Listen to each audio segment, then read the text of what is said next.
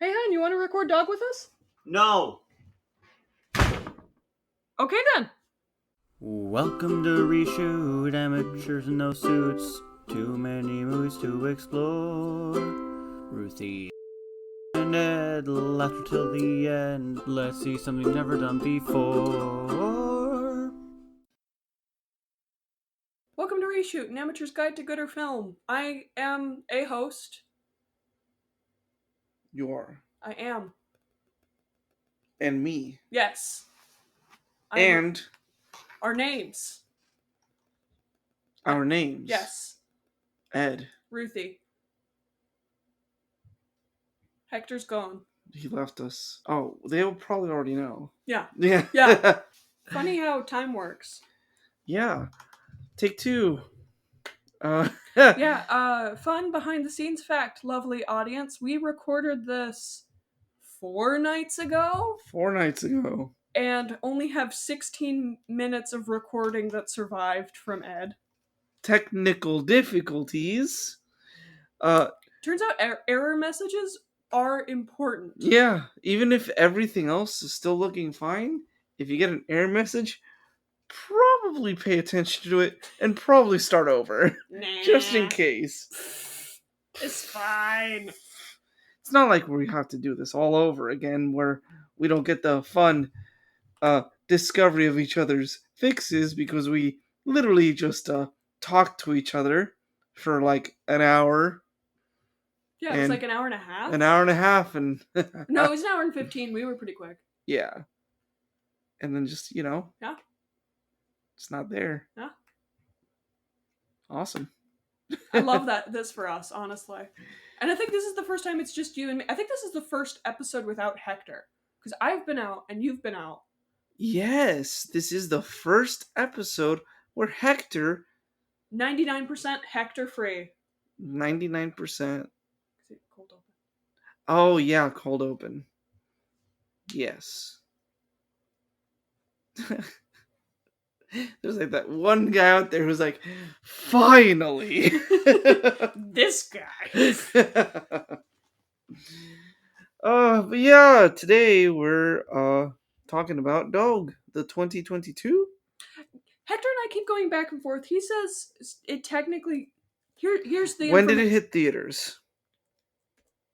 Let me check. Cause that's when I date movies. Because Google, all the resources I look at says that it came out in 2022, but Hector keeps insisting that it's technically a 21 film. What I mean, has the release date? No? February 18th, but he said that reviews started coming in 2021, and that's what he's counting. Yeah, but those are advanced screenings. We get there's screenings like... It was originally scheduled for February 12th, 2021, pushed back to July due to the pandemic. Then it was pushed back a year. Okay. So 2022. Yes. Because that's when it hit theaters. Yes. We don't count film festivals or anything like that because Tarantino has all his movies that are other people have movies at festivals that eventually get a wider release after that, but however, it's weird when it's only gonna be a festival movie, plugging in Chris Stuckman, his movie Shelby Oaks. Oh, it's not gonna get any kind of theater? Unless A24 picks it up from the film festivals or Blumhouse.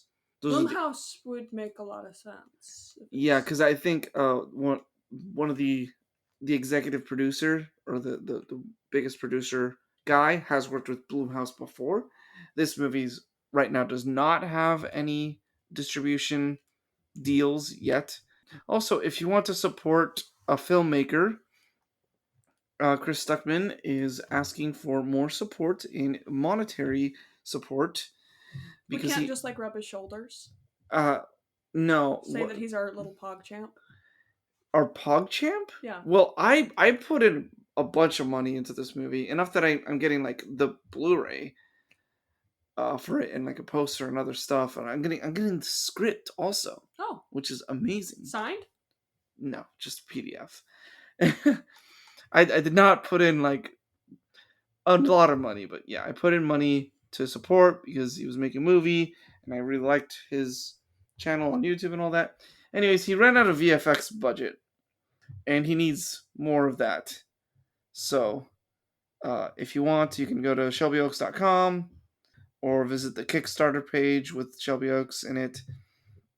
And there's a way to put in some more money to help with the VFX budget that he says he really needs to finish it, to make it to the complete vision that he had in mind. They could still release it without the full VFX, but it's not going to be like what he 100% wanted. So, yeah. Also, it is the biggest Kickstarter horror movie ever made. He made, I think the total was like a couple million. Huh. It's not too surprising. I mean, Critical Role, I think they went off Kickstarter and they made, what was it, 6 million in 6 seconds? Jesus Christ almighty. Yeah, no, they went live, they announced it, and the site crashed, and you should have seen their reactions as, like, the news came in. Because this was one of the fastest budget hits ever. They were just gonna do, like, a little movie, like one thing, and then they'd be done, but then Amazon picked it up. Oh, for Vox Machina. Yes. Oh, okay. That's how we got the Legends of Vox. Yeah. Legend of Vox Machina. Okay, yeah. Okay. Yeah, and that show's good. Anyways, enough about other movies and other things. Back to Dog. With starring cutest dog in the world. And also, like, what's the name of the other guy?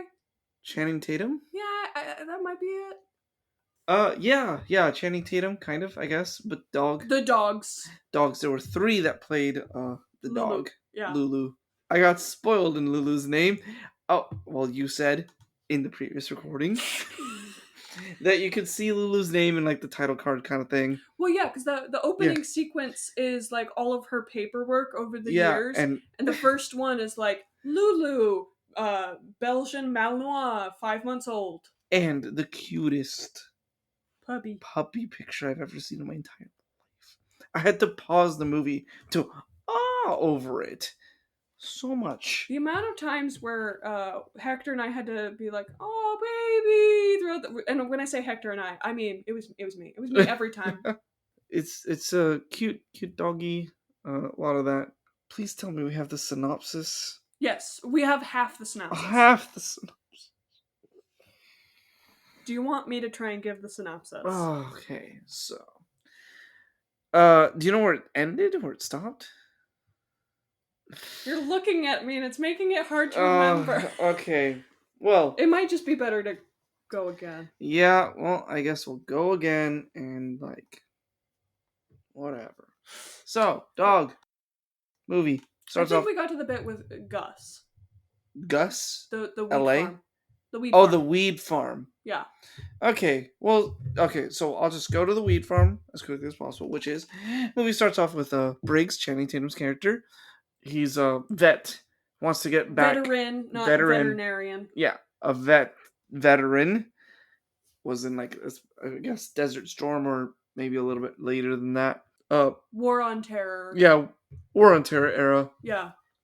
Kind of stuff. And he's not there anymore. He got injured quite a bit. He has, like, issues with a traumatic brain injury, a TBI. He had this buddy called Miles Riley Rodriguez. Why do I think Miles? Riley Rodriguez. See, too much Spider-Verse, my dude. Too much Spider-Verse. Yeah. Although, is that really a bad thing? No. I mean, for that ending, yeah. True. Spoilers. Not really, but either way, he had this war buddy called Riley Rodriguez. Nailed it. First try. Who had a little canine pup, Lulu. Best girl. That was a war dog, right? And she got injured also, and she also has, like, PTSD and stuff like that. And Riley also has PTSD. And unfortunately, he passed. It is not explained immediately what happened, but he just They tell at the wake, it's said that he was in a car accident and he hit a tree at a very high speed. Yeah. Later on, one of the guys whose name I'm forgetting ponders whether or not it was an accident. Yeah. Which is unfortunate. Yeah. Yeah. But also, if he really was doing 3 Percocets a day, yeah, I don't know. I think it's somewhere in the middle. Yeah, I don't know how intentional it would have been with the things that he was doing. But yeah. Anyways, segueing off that. Yeah. Briggs gets the news that Miles passed, and he goes to a bar with Riley. his... Riley passed. Sorry for everyone's sensitive ears. That Riley passed, and he goes to a bar with his military buddies and his captain, who to celebrate that. And it was really cute because they had like little framed pictures of the guys, and in the frame there was like a little thing to hold shot glasses, and they filled it up and put it on his picture, which I thought was really cute and sweet. In an alcoholic kind of way. Yeah, I mean, I'm functioning alcoholic. Thank you very much, Ruthie. Wow, I said it was going to be short, but it's not. Anyways, they do that, and you find out that Briggs' character tries to talk to his captain to get him cleared to do some signing on some papers so he can go back under a military contract, not actually like with the military, with the U.S. military, right? Yeah, like with a private military with group. a private military group. But he can only do that if it's been confirmed that he doesn't have like any brain injuries. Which he does, enough so that he has seizures. The grand mal type. The bad kind. The bad kind. The one with convulsions. Yeah. I don't think there is a not bad seizure, though. I think they're all pretty, like, not great. And Captain says no to signing him. But they like make a deal, kind of. Yeah. That the captain will sign the papers if he takes Riley's dog, Lulu, to Riley's funeral in Arizona. And they're in like Washington? They're in Oregon. They're in Oregon. No. I did the compass. You did the yes, yeah. Because they arrive in Portland from the east. So they're probably like, it'd be fair to say, since he was like chopping logs in a snowy area, he probably lives near Mount Hood. There's actually 2 military bases not too far from Umatilla. Umatilla? There's some like wooded area out there, but it is pretty flat deserty. I don't know if you've driven out there. No, at the farthest I've gone is Hood River. Oh, okay. Yeah, it's kind of more like shrubby. But there's 2 bases out that way. I mean, I guess he could have come from like and also Walla Walla. Yeah, and also like he does come in from the east, but that they probably just wanted the Portland side. They probably just wanted the Portland side. There is a huge military base that's south of Seattle. I have a family member who was stationed there one time. They may be there in the Olympia. Yeah, Olympia-ish. Yeah, Olympia Mountains or Olympic Mountains, I think. It's Olympic Mountains. That's what they're called. Yes, the Olympic Mountains just south of Seattle. I know where you're talking about. Yeah. I don't remember the exact name because I was 9. I just remember that we drove past and we went straight to Seattle and we forgot to pick them up. Oh, really? Oh, I can tell you the story after. It's hilarious. That's hilarious. Oh, that sucks.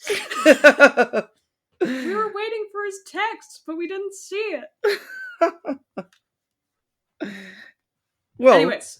Yeah, they make a deal that is to transport Lulu to Riley's funeral down in Arizona, and they're somewhere in eastern Oregon, they're eastern Washington. Coast. They're on the West Coast, but not near a major city, seems like. Yeah. Because they went to like a dive bar on like the side of a highway. Yeah. Which is totally a Washington thing. Totally a Washington thing, yeah. So they go to, or Briggs goes to where they're holding Lulu, and the captain gives a rundown that she is suffering from PTSD. She's very aggressive, bites everybody, kind of stuff. Refuses to go on a plane. That's why he has to drive her all the way down, and she don't touch her on the ears. Oh, and she can only wear the muzzle for 2 hours a day because otherwise she'll overheat. Yeah, because dogs don't have a very good efficient cooling system, like sweating, like humans. So he picks up Lulu, puts her in the back of the truck, and starts driving with her.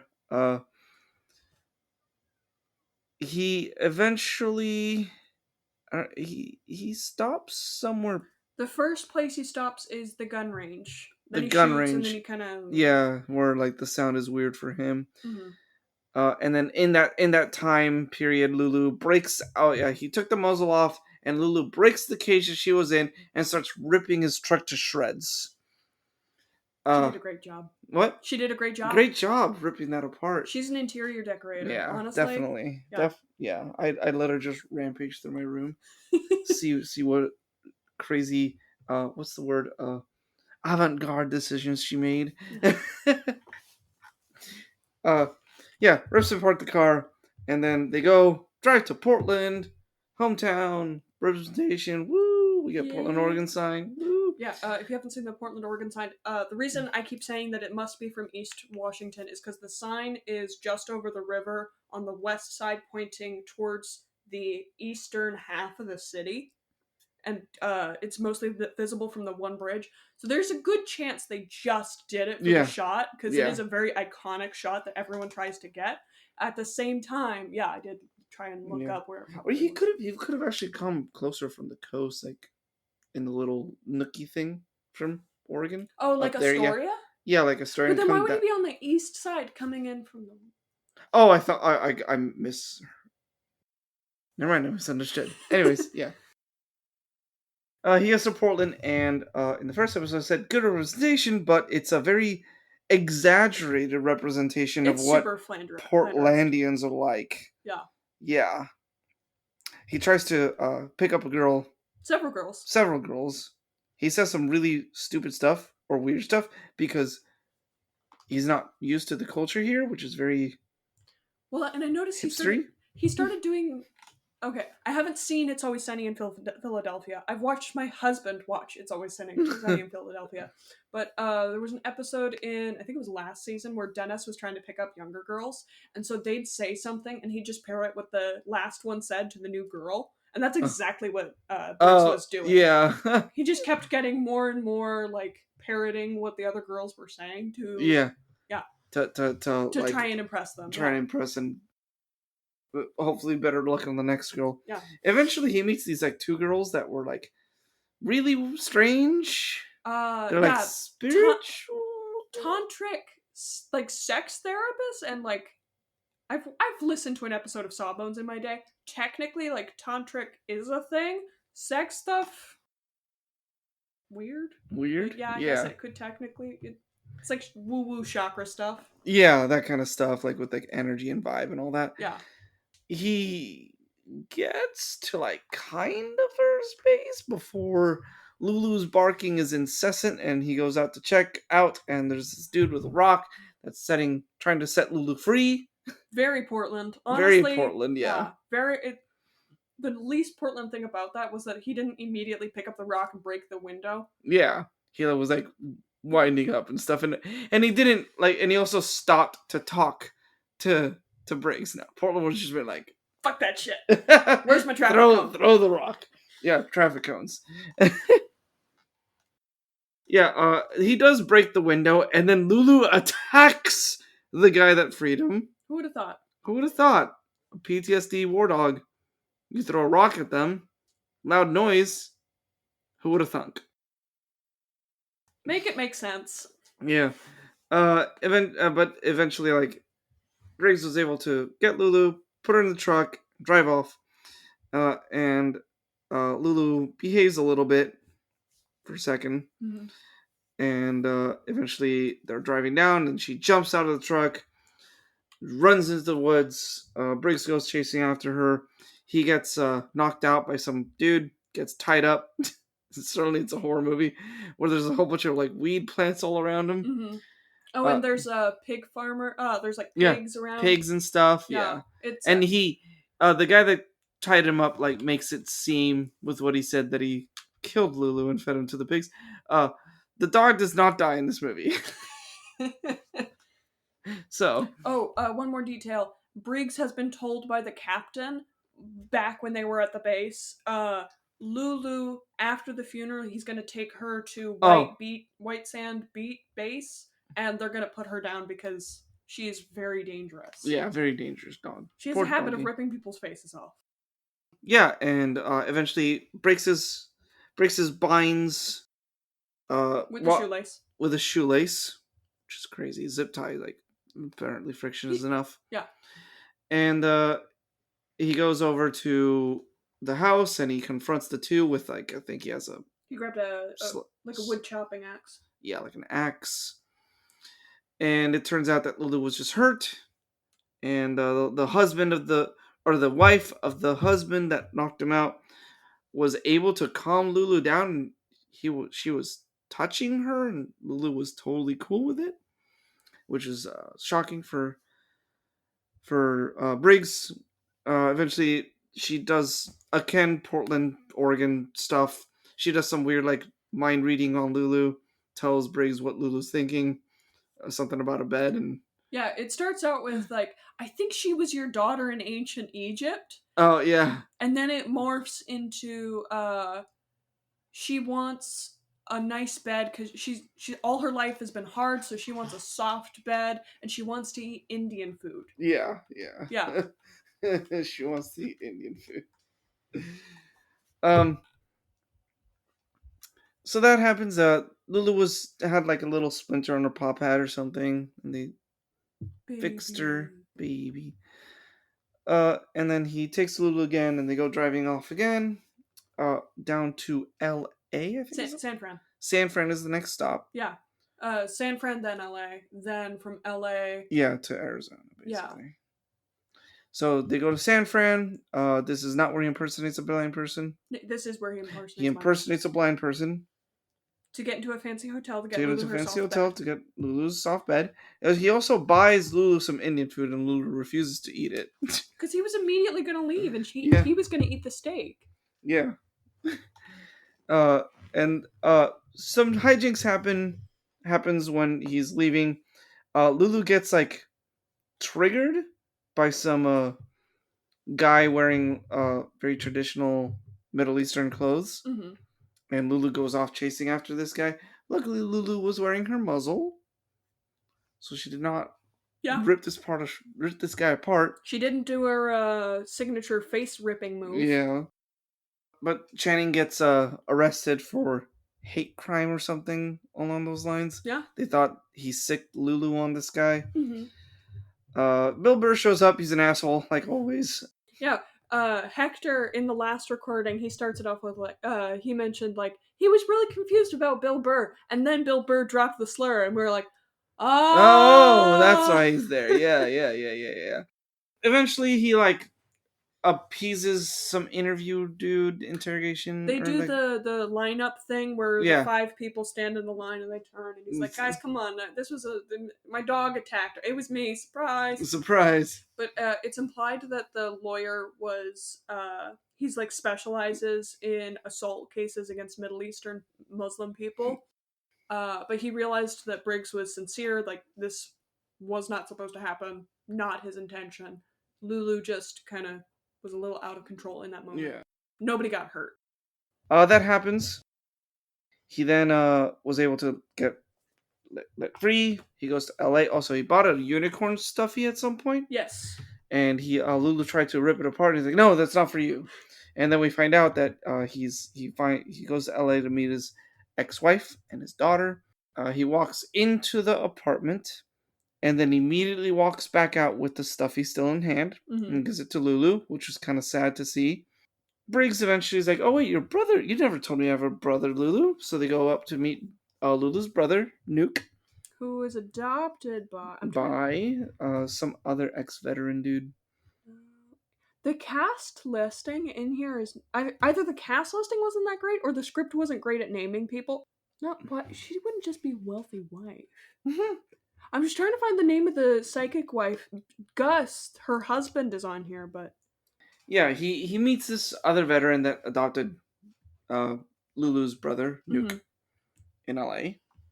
Yeah, side tangent, his stuff gets stolen. They get it back with using Lulu and Nuke's seek or search or look for stuff, getting the scent. It wasn't Briggs' stuff. It was Riley Rodriguez's stuff in his backpack. His bag, and don't forget Briggs's anti-migraine meds or his anti-seizure meds. The meds that he was taking. So he doesn't get the meds back, but he gets Riley's backpack back with all the stuff because he needed to get that to Riley's parents. Anyways, he gets like a weird bonding moment with Lulu, and he gets like some more understanding as well. And Lulu's been a kind of Lulu was really hard to deal with, and then they met the psychic lady, and then it was like a lot easier after that. Yeah, the only incident really after the psychic lady is San Fran. Yeah, San Fran.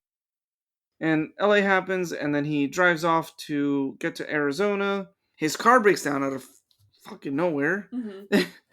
And they like stay in this little barn, and they watch Grey's Anatomy because Lulu loved watching Grey's Anatomy. And then they're walking all the way down to get a hitchhike, and then walking to the funeral. Lulu gives up on walking. Briggs picks her up and takes her to the funeral, and it was really cute and sad. And how Lulu goes off and like lays down, resting her little head on Riley's boots under his picture there. Which is pretty realistic. I've heard stories of like dogs being able to identify like my person's not here anymore, here's what's left of them. Yeah. Like the story of Hachi. Hachi? In Japan there was a story of a man who every day he and his dog would walk to the train station for him to go to work, and then one day he had a heart attack at work and died. So every day Hachi would go to and from this train station to wait for him. And then there's other stories of like dogs going to a graveyard, not knowing where their person was buried, but immediately finding the grave. Reminds me of a Futurama in the dog episode. Oh yeah, that one. Yeah. Yeah. Waiting for him to come back from delivering the pizza. Lived to the ripe old age of 14 or something like that, or 20. He lived a long time after Fry. Anyways, Lulu lays down, super sad. Does not bite anybody's face. Does not bite anybody's faces, and again, freaking Riley's mom was able to pet her and touch her ears, and she didn't go haywire because her ears were triggered for some reason. I mean, if you think about it logically, if her job was to tear people's faces apart, you're probably going to grab at whatever to get that to stop, and she got big ears. Yeah, she got big ears. But yeah, Lulu was shot. Yes. At the war, and she got better, but yeah, that's probably adds to the PTSD. Yeah. And after Briggs does that, he basically drives Lulu back to Sands or whatever, where she's supposed to be euthanized. Mm-hmm. He gets the car fixed. Then he tries to get her to run off into the desert. Oh yeah, go on, get. He does this Lassie thing basically, but it's the freaking desert. Maybe somewhere else, but Lulu refuses to leave. So he takes her to the base. They grab her. She starts freaking out. He's driving away, and he's like, "No, you know what? No." So he goes over and grabs Lulu and drives off with her.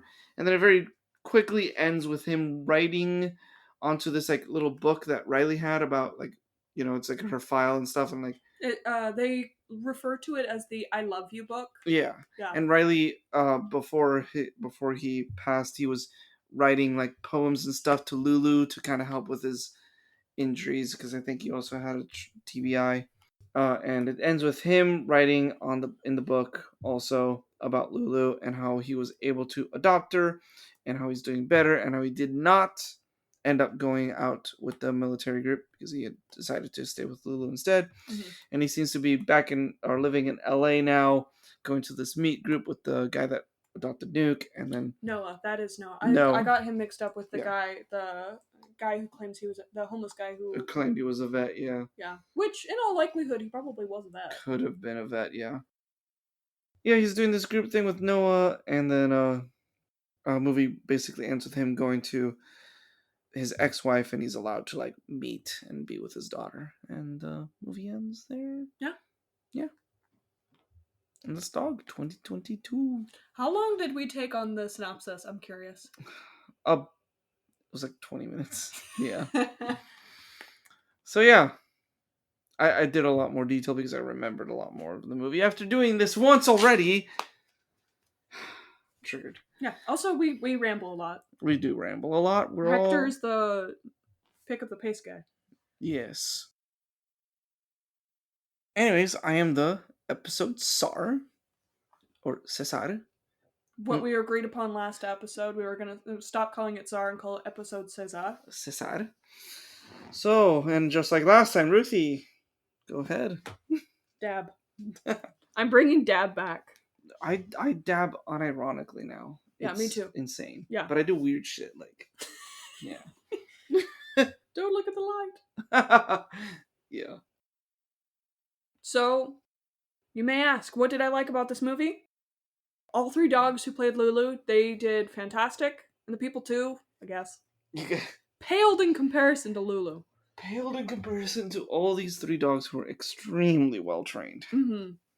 I enjoyed the Portland shout out, and I had a lot of fun trying to figure out where the military base was. I did the math lady face and like, wait, where could it be?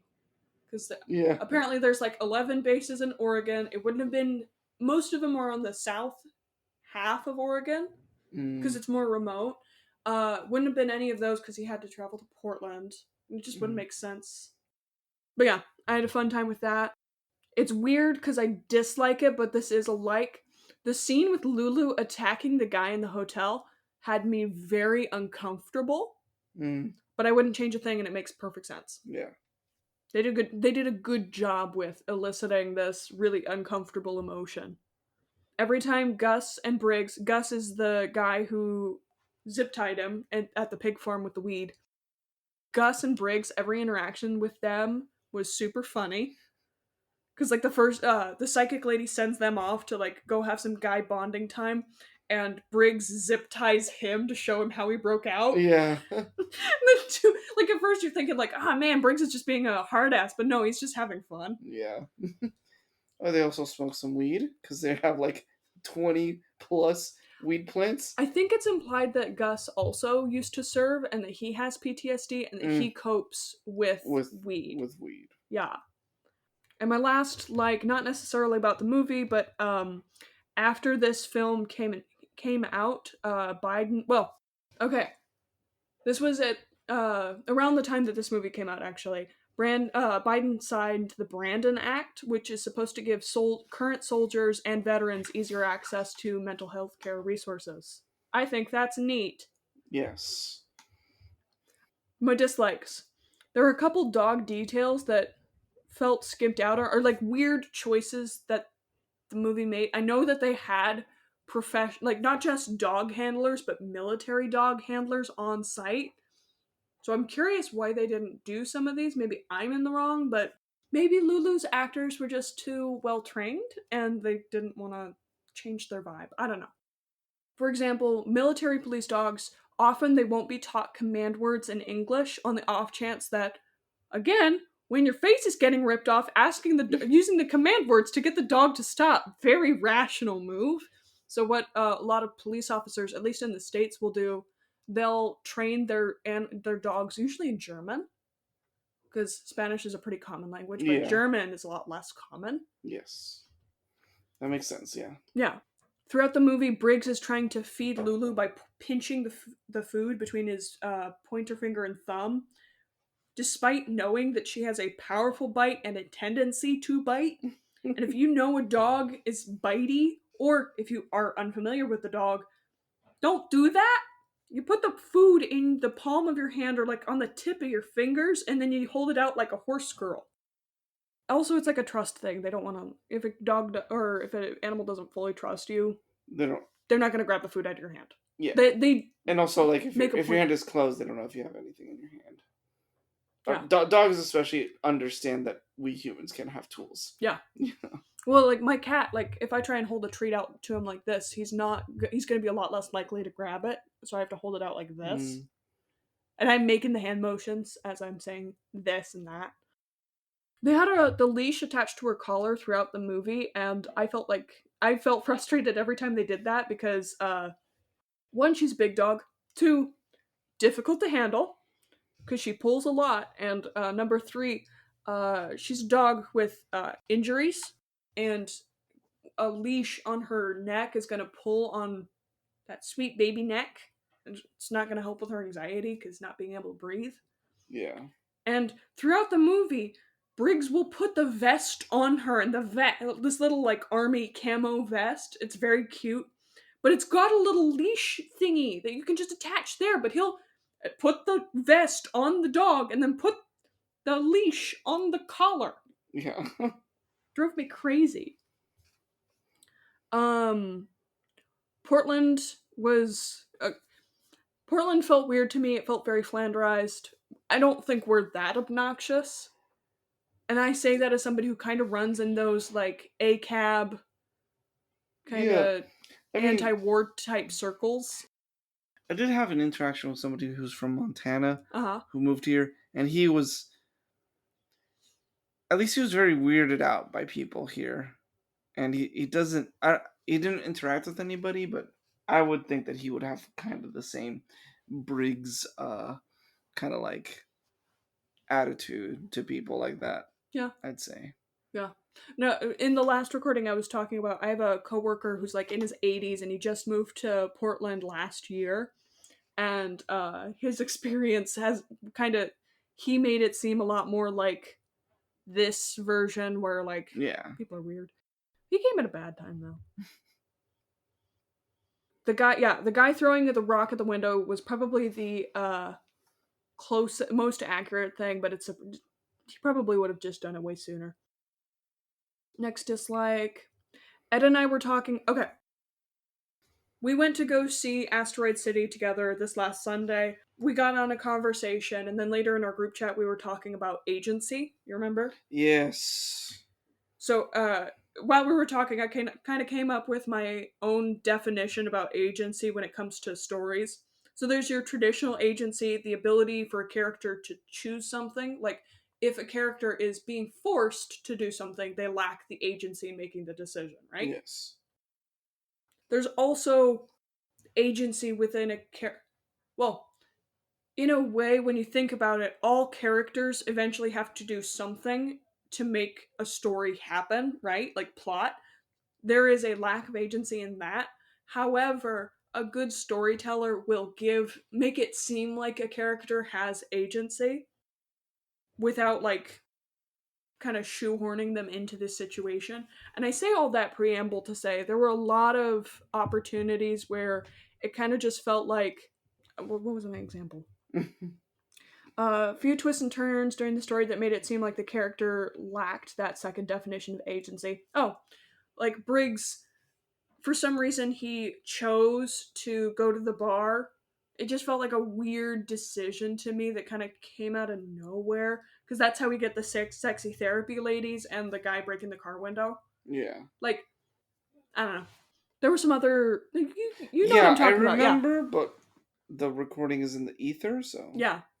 It's gone forever. What I'm trying to say is basically... I don't know.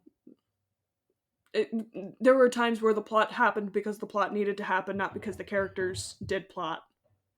My next dislike, the conversation between Bill Burr's cop and Briggs went on just a little bit too long before Burr pulled the rug out from under Briggs. Too many B names.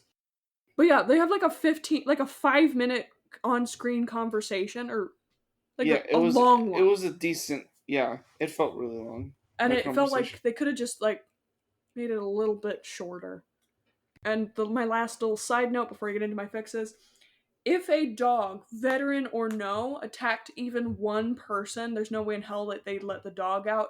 A dog that can attack unprovoked like that would either be euthanized or be under very strict house arrest. Yeah. That's my last little note. Fun police. Over. I swear. Fixes. More info on dog care. You don't have to do an exposition dump. Just have Captain Briggs as he's walking to Lulu's kennel. Tell him to use the harness, don't just use the collar. Lulu's command words are exclusively in Spanish, etc., etc. Briggs, he tries to feed Lulu a treat as soon as he enters the kennel, but she tries to bite it. He freaks out. Captain tells him to calm his tits or whatever. For the rest of the movie, Lulu won't eat out of his hand. She's freaked out and doesn't want him to yell at her again. Reasonable. Everyone who does feed Lulu gives her the food the correct way. Nuke's dad, Noah, can reprimand Briggs for not using the harness versus just the collar. There's even a spot right there. I would change the Portland scene. Instead of him looking for a drink and getting laid, Briggs is just driving through town. He's just trying to get through it. He doesn't like being in Portland. It's fucking weird. But he gets but he gets stuck in Portland traffic. But it's not just usual horrible late night Portland traffic. There's a protest going on. Because Portlanders, we love our protests. Briggs gets out of the car. Ironically, this protest is about the conditions of veterans face when they return to the States with little to no safety nets. You can have a shout out to I don't know if it's just a local food nonprofit. They might be all across the country, but I know here there's a nonprofit called Food Not Bombs. You can have them in the background shout out. Briggs tries to convince them that, hey, he's a vet, he's just fine. The only thing currently inconveniencing him is the fact that there's 20 million people out on the fucking street and he needs to go. But they won't hear it. He goes to the convenience store to grab some quick grub, some dinner, see if he can get down a side street or something. As he's coming out of whatever, 7-Eleven, some shit, they start shooting off fireworks. And the loudness, the noise, and the lights start to trigger his symptoms. I don't know if he has to. I wouldn't necessarily give him a seizure, just like... No, just like, loud noise, big thing, like, Mm-hmm. Lulu, who's set off by being alone, loud noises, and fireworks, and bright lights, she starts to get upset, and kind of the same thing where the guy sees the dog in the car, freaking out. Hey, there's a traffic cone! A traffic cone. Yeah, a traffic cone, not a rock. Yeah.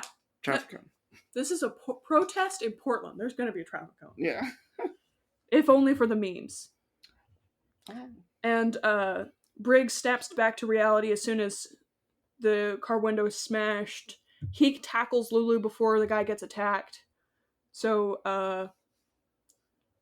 Lulu's goose doesn't get cooked. Guy tries to apologize because he didn't know Briggs was so close or that she was aggressive. Briggs yells at him, and then he gets in the car and he manages to get onto a side street and get out.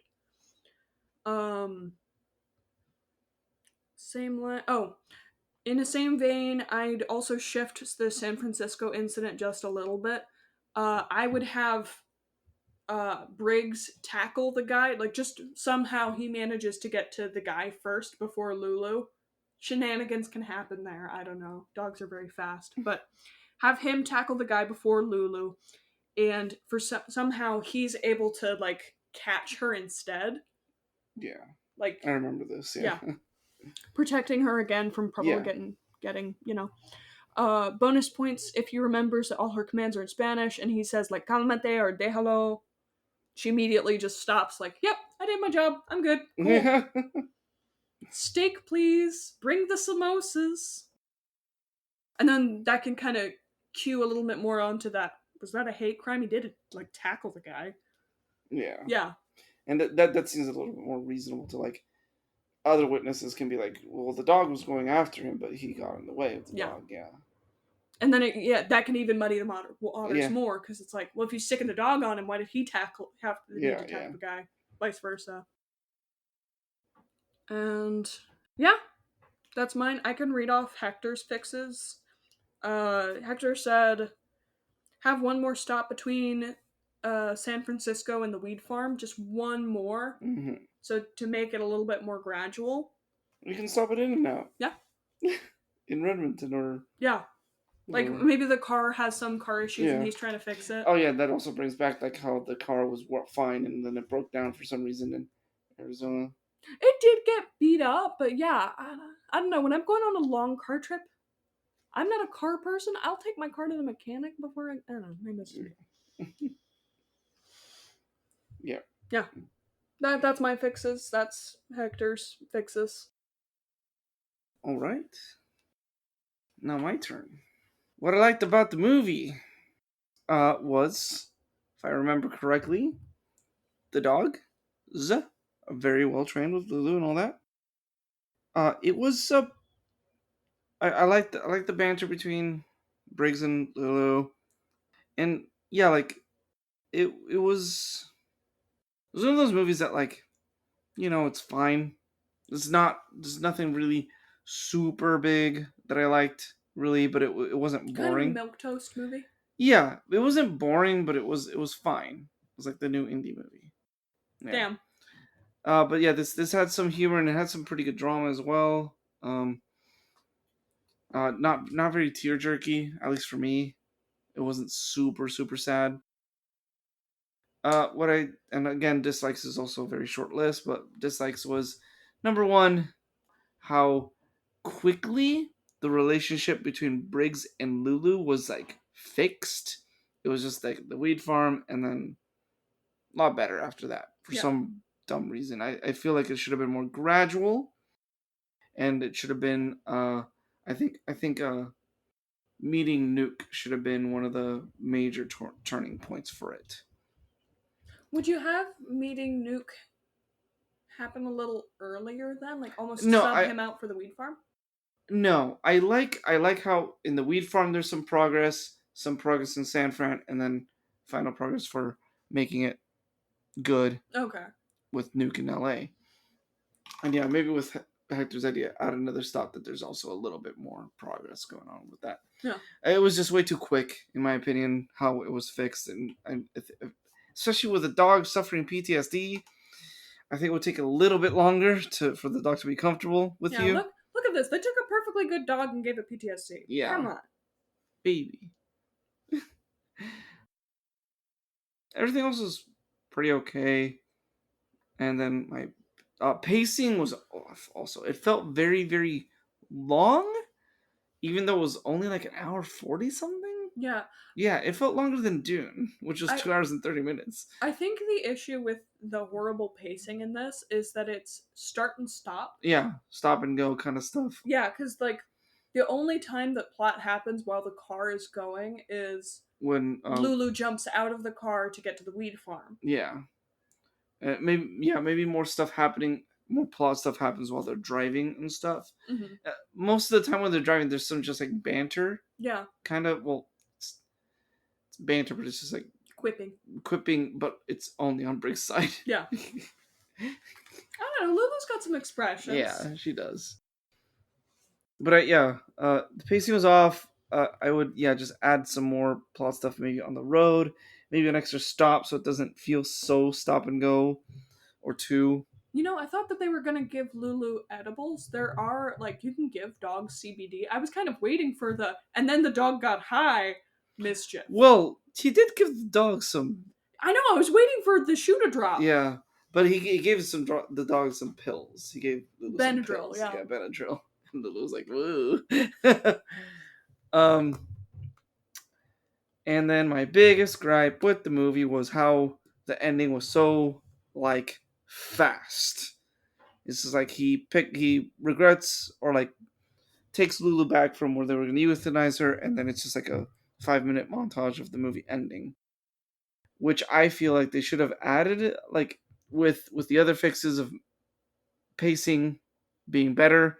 They could have added like another 20 minutes to this about like kind of a little bit longer, just like but still quick-ish way of showing how it is a hassle to adopt Lulu, because it was a hassle to adopt Nuke because he suffered from the same issues as well. Noah said that it took him like 6 months or something like that. Mm-hmm. So maybe just like some quick clips of like him like advocating for Lulu, and then them bringing up evidence of why Lulu should be euthanized and all that. And I was like, oh, she's so much better now. She's good with me. Kind of stuff. Interesting. What if he hired a lawyer to help him get the paperwork? It's the dude from the lineup. Oh, that'd be awesome, actually. Yeah, that'd be super cool. The guy from the lineup was like, yeah. Yeah, no, I've seen the dog after it attacked my client.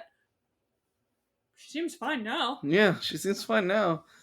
Yeah. What the dog? And then what they could do is like they could also bring the client back, and Lulu doesn't attack him. Just Lulu goes up, and starts licking and sniffing. She might growl because it's hard to. Yeah, hard to deprogram, but she might growl, and then like once the dude holds out some food, like how you said, open palm, she'll just be like, whoa, and Sneak, eat it and then start licking and sniffing. Yeah. With that beautiful little snoot. Yeah.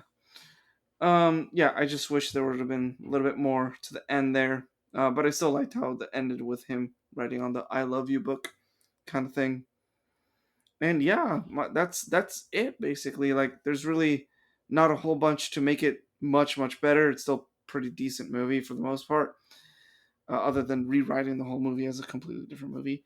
If you could rewrite it as a completely different movie, but you had to keep like the broad, Oh like, my gosh, they were. don't put me on the spot like this. I can't think like that. Okay.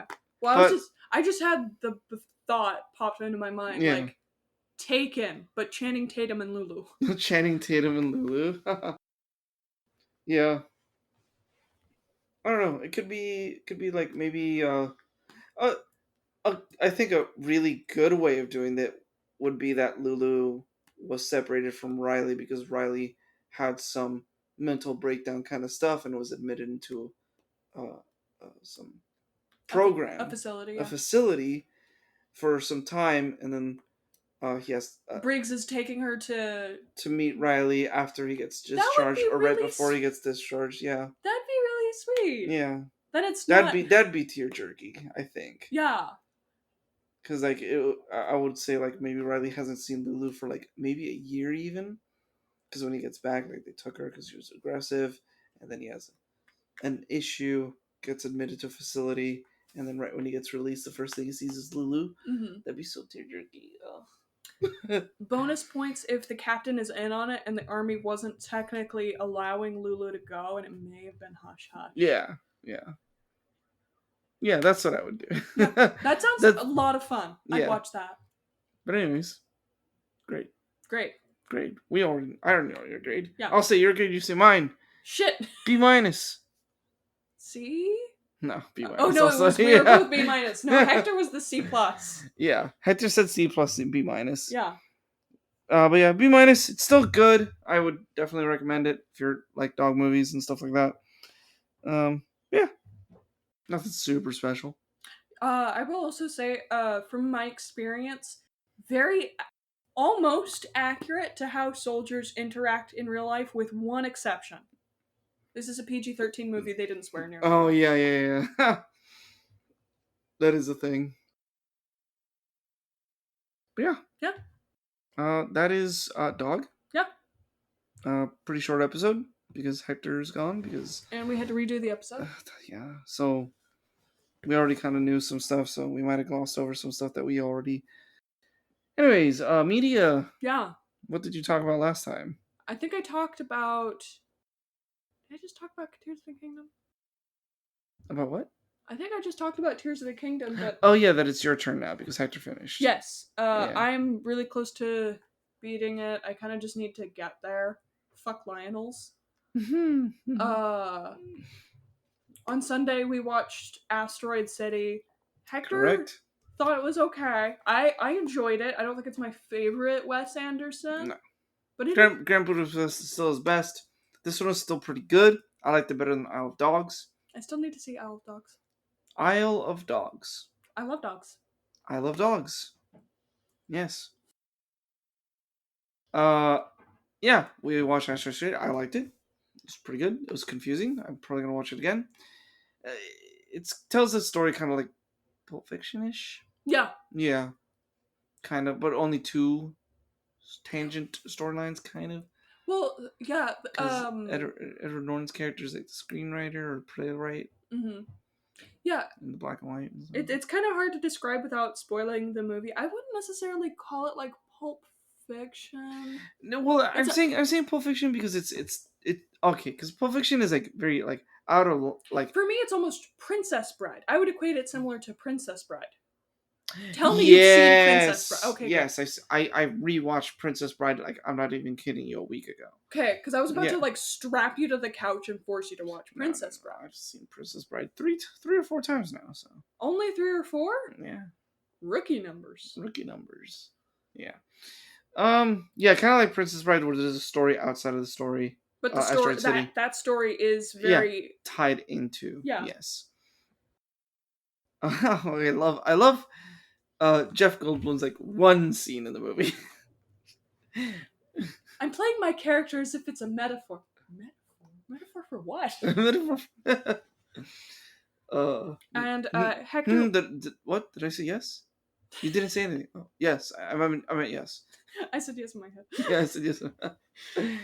Oh god. And Hector wanted me to let you, lovely audience, know Final Fantasy 16 is so good, the game is so pretty, the story is so well done, and a mature story so far without being too edgy. Gameplay is a lot of fun, if a little basic right now, as I'm still in the early stages. If you could afford a new PS5 game, I would recommend this. Also, shout out to my amazing wife Ruthie for surprising me with it for my birthday. Yes. Another really good Final Fantasy game is Final Fantasy 8. I bet all you were gonna thank 7 or 7 Remake. No. 7 Remake's good. 7's good also well, but 8. Final Fantasy 8, probably my favorite video game of all time. Damn. Hard to believe. Yes, I know. It has some of the best character writing in the series. I think one of the biggest things with 7 is that there were so many characters and not all the characters got good development. Oh, like The Hobbit? Kind of. I think I haven't really. I've played Final Fantasy 8 a lot and Final Fantasy 7 like once, so we'll see. We'll see how wrong I am. But 8 has a much more mature storyline as well. Better written characters with plenty of character development throughout all of the game, and like where the characters actually change near the end.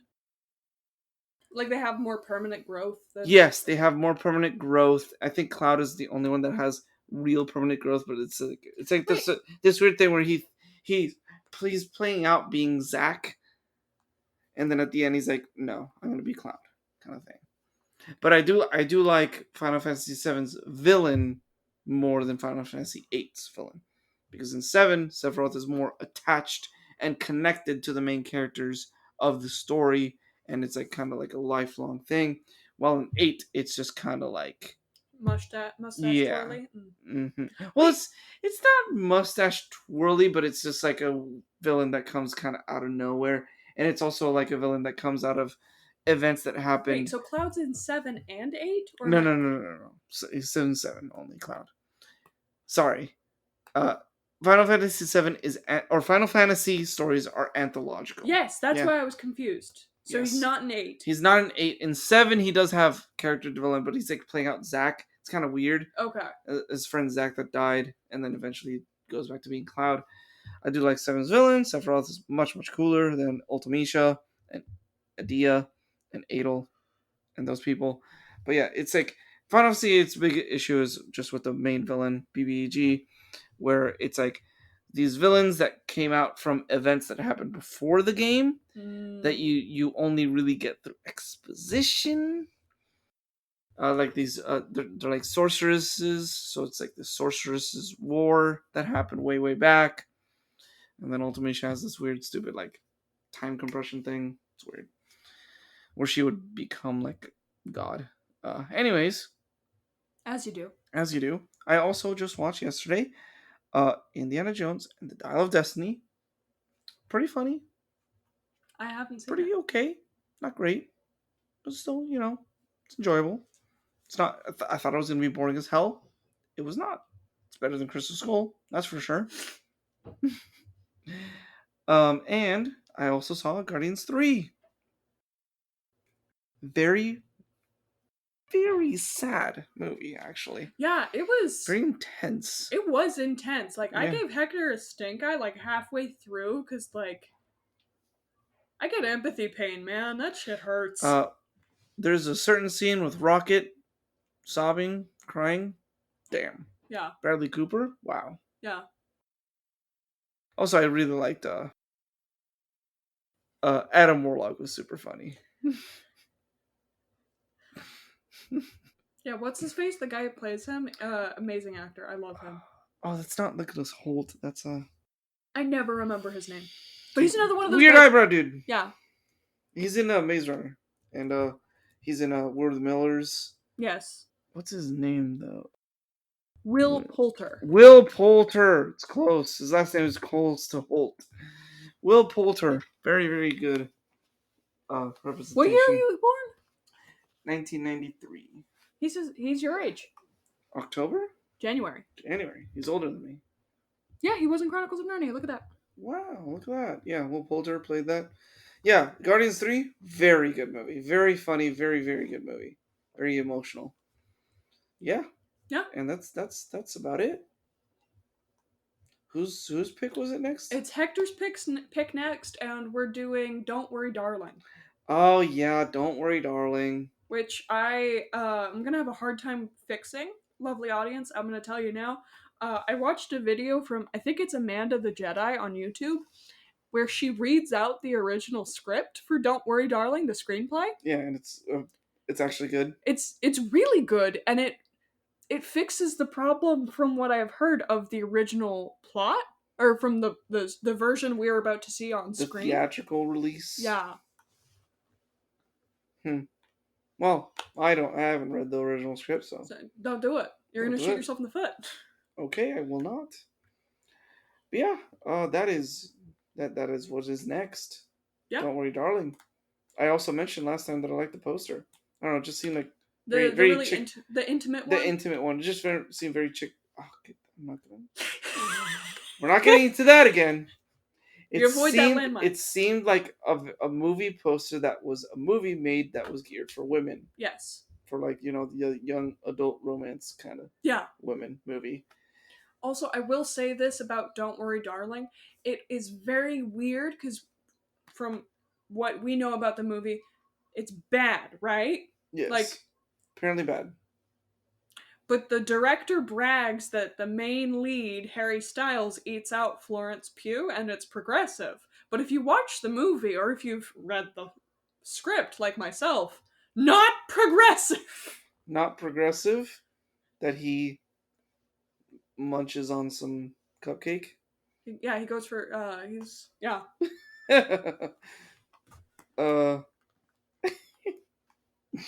You'll know what I'm talking about soon enough. We're gonna get to that scene, and it's gonna be. You know what would be progressive? No, I'm saying what would be progressive. If he tossed some salad.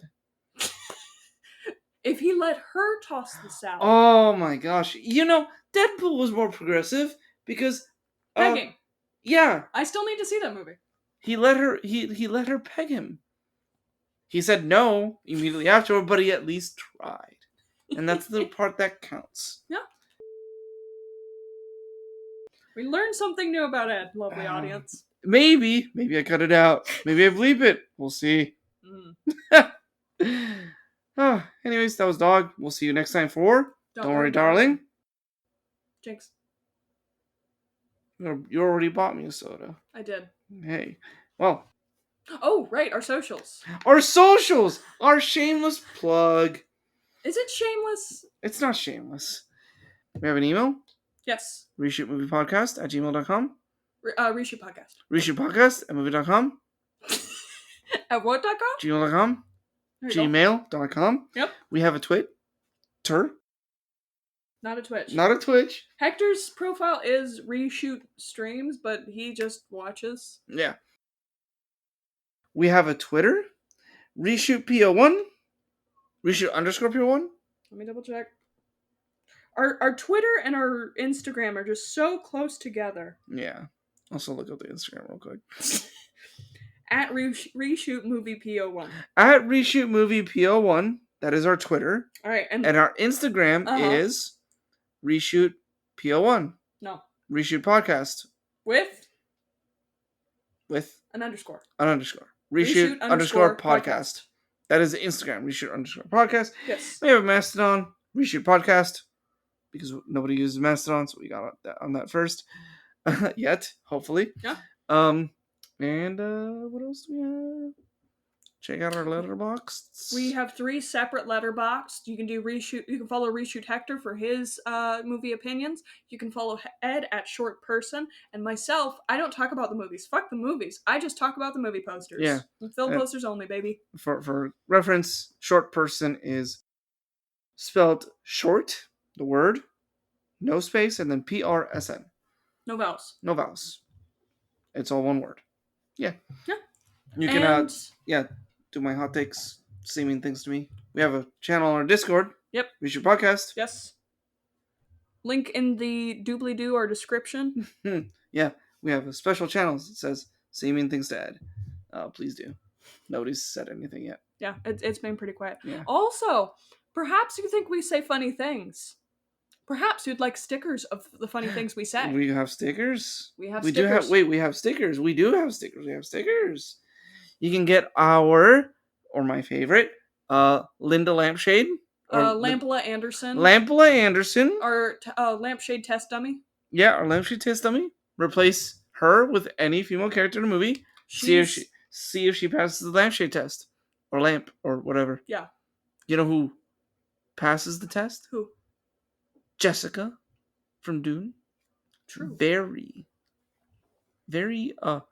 A very good character with a lot of agency. Chani in the first one, I don't think she quite passes it, but we'll no, see on the but second. Chani in the second, we got hope. We got hope. And what's her face at Florence Pugh? Oh god, Princess Imran. Princess Irulan Carino. Yeah, I'm really excited with how they're going to be playing her character because it seems like she's going to have a lot. Yeah, she's going to have a huge part of the movie. It seems like. Which in the books, oh my god, I'm so excited for doing part 2. In the book, she's only referenced in the little like pre-chapter blurs. Pre-chapter blurred. It's a lot of like blooks that she wrote far in the future. Because it's implied she loves her passion is history. Yeah, her passion is definitely history. And she only shows up like in the book in like the story, the final like, yeah, in the final chapter. Yeah, only in the final chapter. Yeah. I'm so excited. If you haven't seen the trailer, the second trailer for Dune Part 2, oh my god. I was gonna like wait and just kind of go in blind, but I ended up watching it. Oh my god. Yeah. We did our plug. We mentioned the next movie. Yep. We nerded on Dune. I think that's everything. That's everything. All right. Well, we will see you next time when we talk about a derogatory but chick flick, guilty pleasure. Kind of. What's the male equivalent? Why don't they ever call it like a dick flick? Just brainless action movies. I mean, yeah, brainless action flick movies, yeah. But like, come on, chick flick, dick flick. Flick. Yeah, we should. Yeah, we should start doing that next time we watch a very action heavy oriented, geared towards men. Dick flick. We'll just call it a dick flick. Yeah. Yeah. Oh yeah. Right. Yeah. Well. Gender equality solved. Yes. Anyways, I'm Ed. I'll see you guys next time. Bye-bye. Goodbye.